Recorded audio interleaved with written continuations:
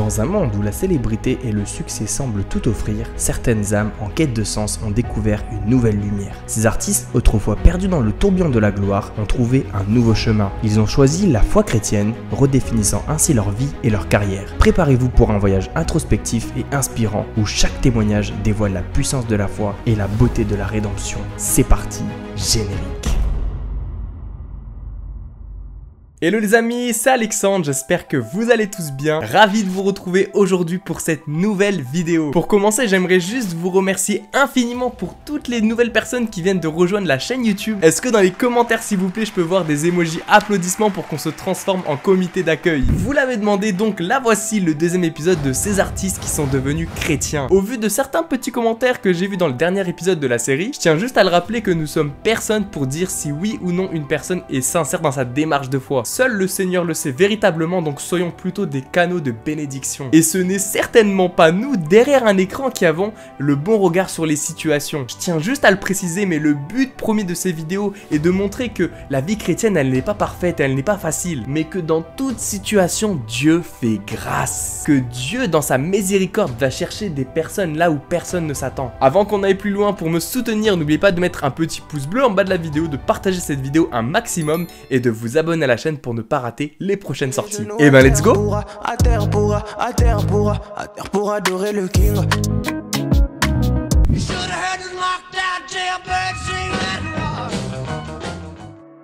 On commence cette vidéo directement avec un grand nom et c'est celui de Elvis Presley, connu comme le roi du rock'n'roll en raison de son immense succès international et pour son rôle dans l'expansion de ce style musical à l'échelle mondiale. Il est l'une des icônes culturelles majeures du XXe siècle. Ce dernier a une histoire chrétienne marquée par une forte influence spirituelle tout au long de sa vie. Elvis Presley est né le 8 janvier 1935 à Tupelo, dans le Mississippi, dans une famille chrétienne profondément ancrée dans sa foi. Ses parents, Vernon et Gladys Presley, fréquentaient régulièrement l'église de l'Assemblée de Dieu, une église pentecôtiste. C'est là qu'Elvis a été exposé à la musique gospel, un genre qui jouera un rôle significatif dans sa vie et sa carrière musicale. Enfant, il assistait aux célébrations de son église et participait aux chants gospel qui l'ont profondément marqué.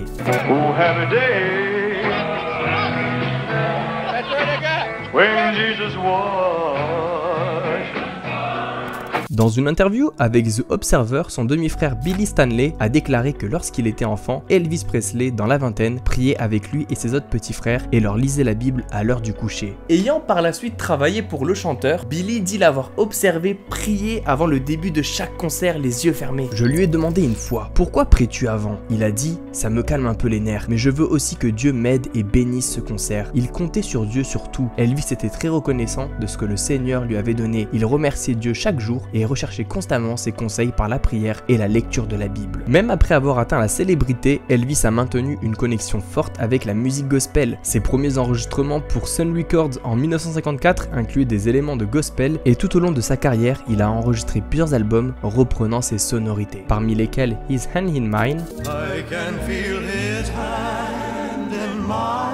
How Great Thou Art et He Touched Me. Ces albums ont non seulement montré son potentiel pour le gospel, mais ont également été bien accueillis par le public et ont même remporté des Grammy Awards. En dépit de ses succès dans la musique séculière, Elvis restait attaché à sa foi chrétienne. Il a toujours reconnu que sa voix était un don de Dieu. C'est pour cela qu'il fut convaincu qu'il devait utiliser sa voix pour chanter l'amour de Dieu, la bonté et la miséricorde de son créateur. Souvent, il discutait de spiritualité avec ses amis et ses collaborateurs. Lorsqu'Elvis tournait à Hollywood en 1956, il s'est lié d'amitié avec son collègue acteur Nick Adam qui se souvient de nombreuses conversations spirituelles qu'il a eues avec Elvis. Adam était étonné qu'Elvis, bien que blessé par les critiques qu'il recevait à propos de ses concerts scandaleux, puisse pardonner à tous ceux qui le critiquaient. Celui-ci disait qu'il pouvait tout ignorer parce que Dieu connaissait son cœur et rajoutait cette célèbre parole de Jésus sur la croix où il dira « Pardonne-leur Seigneur car ils ne savent pas ce qu'ils font ». Il organisait aussi des sessions gospel un peu à l'improviste après ses concerts qui étaient appelées les Gospel Jam Sessions où lui et ses amis reprenaient des hymnes et des chants gospel. Cependant, les années 1970 ont été une période de difficultés personnelles pour Elvis, marquée par des problèmes de santé et une dépendance aux médicaments sur ordonnance. Durant cette période, sa quête de sens spirituel s'est intensifiée. Il explorait différentes philosophies et croyances mais revenait toujours à sa foi chrétienne. Ses performances de gospel pendant ses concerts et ses enregistrements de cette période montrent qu'il trouvait du réconfort dans sa foi. D'ailleurs, celui-ci n'aimait pas qu'on l'appelle le roi et corrigeait toujours les gens. Un jour, alors qu'un groupe de filles se levait lors d'un concert en brandissant une banderole disant « Elvis, tu es le roi », il a arrêté de chanter et a dit « Non mes chéris, il n'y a qu'un seul roi et c'est Jésus-Christ ». Elvis est décédé le 16 août 1977 à Graceland, qui est situé au Memphis aux États-Unis. Graceland était le nom de sa résidence et sert actuellement de mausolée et de musée ouvert au public depuis 1982. Le roi du rock'n'roll avait sa Bible personnelle sur sa table de nuit quand il est décédé. L'ouvrage a été mis aux enchères par JWS Auction et acquis pour 120 000 $ le 25 mai. Plusieurs passages y sont soulignés, dont le verset de Genèse 1:31. Et Dieu vit tout ce qu'il avait fait, et voici, c'était très bon. Et il eut un soir et un matin. Ce fut le 6e jour. Et il y avait aussi Ésaïe 29:19. Les malheureux se réjouiront de plus en plus en l'Éternel, et les pauvres feront du Saint d'Israël le sujet de leur allégresse. Au cours de ces dernières années, Elvis avait le désir de donner un concert uniquement dédié au gospel. Des plans étaient en cours pour que cela se produise, mais malheureusement, cela n'a pas pu se dérouler. Son héritage spirituel perdure à travers sa musique gospel, qui continue d'inspirer des générations de fans. Jehovah Jireh, you give me peace, you give me purpose, my provider. And when my enemies surround me, got me tied up. L'histoire de cet artiste m'a beaucoup inspiré. Pour vous la résumer en quelques mots, il est passé de gangster à mégastar international. Il s'agit de son vrai nom, Lecrae Javon Moore, mieux connu sous son nom d'artiste Lecrae, qui est un rappeur, autocompositeur, producteur et acteur américain. Largement reconnu pour son travail dans la musique et dans le hip-hop chrétien, notre star américaine est sur le devant de la scène depuis 2004 et continue aujourd'hui de marquer les esprits par son style bien distinctif. Pour vous donner un exemple pour que vous puissiez situer, Lecrae, c'est plus que 3 millions d'auditeurs mensuels sur Spotify, c'est quasiment équivalent à Booba. Né le 9 octobre 1979 à Houston au Texas, Lecrae a grandi sans père, ce dernier étant toxicomane et a donc été élevé par sa mère célibataire. Durant son enfance, il a souvent déménagé, résidant dans diverses villes des États-Unis. À l'âge de 6 ans, il a été victime de plusieurs viols commis par sa babysitter, un événement qui l'a profondément marqué et a influencé son éducation sexuelle. For you, what a lot of people don't realize is, you know, continuously treating intimacy like it's just a box of crackers or something like that makes you struggle as an adult to connect intimately. Durant son adolescence, Lecrae a été attiré par le mode de vie de la rue en raison du contexte très difficile dans lequel il vivait. Influencé par son oncle qui jouait un rôle paternel pour lui, il s'est retrouvé impliqué dans la drogue et la criminalité. À l'âge de 16 ans, il va tomber au plus bas en étant submergé par toutes sortes de drogues, mais à ce moment-là, le jeune homme a une passion qui lui permet de s'évader, le rap. Celui-ci a été grandement influencé par son idole de l'époque, Tupac, que vous connaissez certainement. Et à ce stade, on pourrait se demander, mais comment est-ce qu'un jeune qui débute sa vie comme ça peut devenir un fervent chrétien? Comment le Seigneur a pu lui parler? Et on y arrive. Un jour, alors qu'il se promenait, il a été arrêté par la police et contrôlé en possession de drogue. Ce qui l'a sauvé ce jour-là, c'est un objet précieux offert par sa grand-mère, une Bible qu'il gardait sur lui comme porte-bonheur. Les policiers lui ont confisqué tout ce qu'il avait, mais l'un d'eux lui a dit « Maintenant, vis selon les principes qu'il a écrits dans la Bible ». Vous vous en doutez bien, après cela, Lecrae a continué sa vie de dealer. Cependant, cette expérience lui est restée gravée au fond de son esprit et il y a eu des répercussions que bien plus tard. Dans un premier temps, il réussit à arrêter de consommer de la drogue, mais il remplace cette dépendance par une forte consommation d'alcool et des fêtes. Plus tard, alors qu'il poursuit ses études supérieures, il suit des cours de théâtre où il rencontre une jeune fille dont il tombe amoureux. À sa grande surprise, elle l'invite à un cours d'études bibliques. À ce moment-là, il faut bien le comprendre, Lecrae est âgé de 19 ans. C'est donc à cette conférence-là qu'il a entendu parler de Jésus-Christ d'une manière qui l'a profondément touché. Lors de ce cours d'études, il va faire la rencontre de plusieurs personnes qui lui étaient semblables et qui avaient cette passion commune qui était le rap. La seule petite problématique, c'était en fait les textes qui étaient abordés. Lecrae, lui, parlait de son vécu, donc parlait de sexe, de drogue et j'en passe, tandis que les autres parlaient d'amour, et ça va interpeller le jeune homme à ce moment-là. Peu de temps après, il a décidé de donner sa vie à Christ, abandonnant son ancienne vie de criminalité et de drogue. Il ira assister à une deuxième conférence chrétienne par le biais d'un ami, et c'est ainsi qu'il va découvrir le rap chrétien. Lecrae dira de lui-même que c'est à ce moment-là qu'il a demandé pardon pour ses péchés, qu'il s'est repenti et qu'il est devenu officiellement chrétien. I said, Lord, I need to get with you. I need you to change me. I need you to really make this real, and I need to stop running from you. I was genuinely trying to know him more and read my Bible and grow. And I really began to be a passionate Christ follower. Lecrae a commencé à utiliser la musique comme un moyen d'expression et de témoignage de sa foi. En 2004, il a cofondé le label indépendant Reach Records avec Ben Washer, qui était un ami qu'il a rencontré pendant ses cours bibliques. La même année, il a sorti son premier album, Real Talk. Cet album, ainsi que ses projets suivants, a commencé à attirer l'attention dans la communauté chrétienne et au-delà.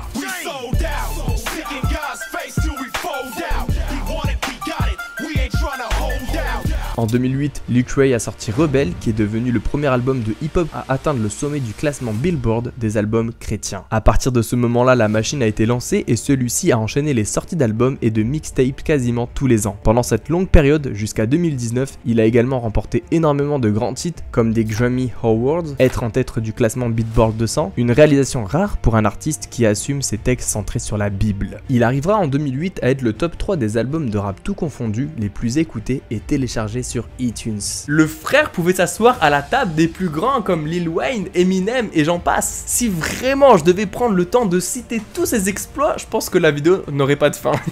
Le chanteur a été validé par différentes stars comme Drake, Kendrick Lamar ou encore des athlètes de NBA, ce qui montre son influence dans le domaine de la musique. Lecrae a aussi une spécificité car le chanteur ne propose pas que des morceaux avec le nom de Jésus, ce qui a perturbé plus d'une personne et c'est pour cela qu'il a dit « Mon rap n'est pas chrétien ».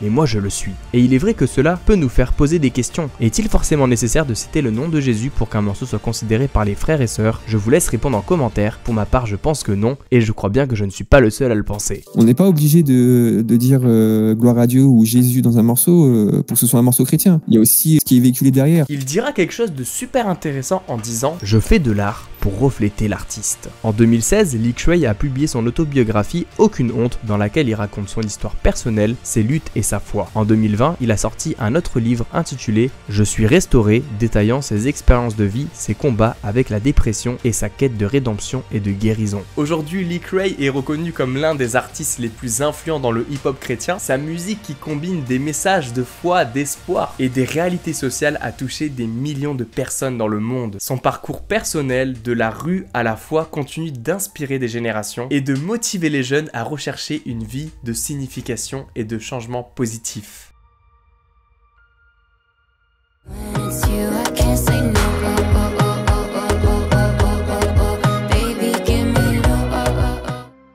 Selena Gomez est une artiste multitalentueuse originaire des États-Unis. Elle est née le 22 juillet 1992 à Grand Prairie, au Texas. Selena a commencé sa carrière très jeune en tant qu'actrice, gagnant en notoriété grâce à son rôle principal dans la série télévisée de Disney Channel, Les Sorciers de Waverly Place.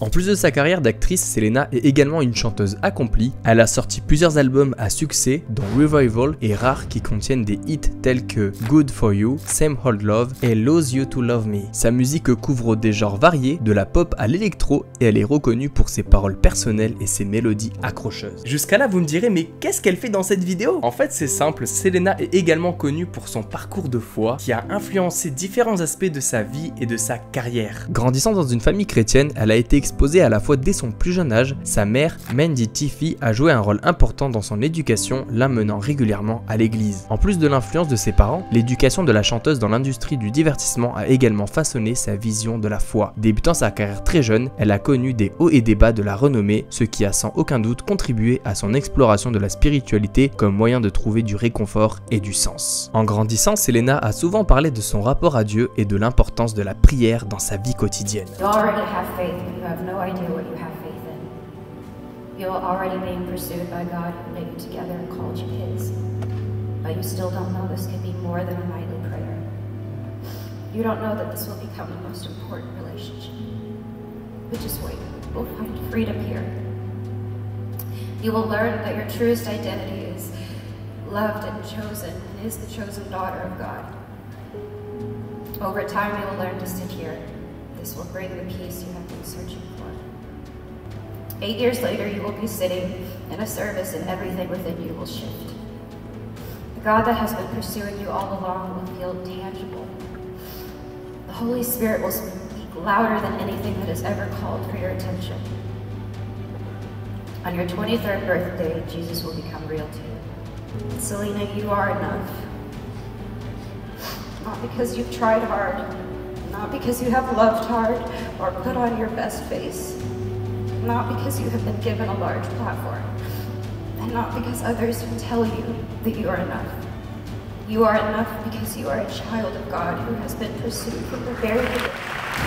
Elle a mentionné que sa foi l'a aidé à surmonter de nombreux problèmes personnels. Dans plusieurs de ses chansons, Selena Gomez insuffle ses expériences personnelles et lutte avec les références à sa foi. Des paroles comme « Personne n'est mon sauveur, mais toi ». Ces paroles suggèrent une forte confiance dans sa foi et la reconnaissance d'une puissance supérieure qui la guide et qui la soutient. Selena a également collaboré avec des artistes chrétiens et a intégré des thèmes de foi dans certaines de ses chansons. Lors d'un concert avec le groupe de l'église Hillsong, l'américaine s'est retrouvée devant une foule folle de joie lorsqu'elle a chanté son titre Nobody, issu de son album Revival, en français Réveil. Avant sa performance, elle exprime sa reconnaissance envers le groupe Young and Free pour lui avoir donné l'occasion de partager la scène avec eux et ajoute « Ce soir, c'est plus qu'un concert, c'est plus que Hillsong, c'est plus que le fait de monter sur scène pour vous chanter une chanson, c'est d'une relation plus importante que tout qu'il s'agit. » Selena Gomez a fait face à des défis de santé importants, notamment un diagnostic de lupus. Pendant cette période difficile, elle a souvent parlé de l'importance de sa foi et de la prière. Elle a également remercié Dieu et ses amis proches pour leur soutien, notamment son amie Francia Raisa qui lui a fait le don d'un rein en 2017. Sur Twitter, la chanteuse et actrice américaine réaffirmait sa foi en Jésus. Dans mes pires moments, les moments terribles et les plus douloureux, je n'ai jamais arrêté de me mettre à genoux. Je veux et je n'ai besoin que de son amour. Mes ennemis continuent d'essayer de me démolir, mais cela n'arrivera pas, ni aujourd'hui, ni un autre jour. Selena utilise sa plateforme pour partager des messages positifs et encouragés qui sont souvent liés à sa foi. Elle encourage tous ses fans à avoir vraiment confiance en eux et à chercher de l'aide quand ils en ont besoin. Sa transparence sur ses propres luttes et sa foi a eu un impact significatif sur ses admirateurs. Et beaucoup trouvent de l'inspiration dans son témoignage. Et voilà les amis, c'est ainsi que se termine cette vidéo. J'espère que comme les précédentes vous l'aurez apprécié. N'hésitez pas à aller voir les autres épisodes que j'ai mis dans une playlist sur l'accueil de ma chaîne YouTube. Cela fait un petit moment que j'en ai pas parlé, mais je possède une boutique de vêtements chrétiens que je vous mets dans la description pour les intéressés. Je le rappelle encore une fois, mais mon adresse professionnelle a changé, donc pour me contacter, n'hésitez pas à écrire à l'adresse suivante qui est contact@alexandreduval.fr. Merci pour votre soutien et votre fidélité. Je vous dis à très vite, c'était Alexandre, bye bye.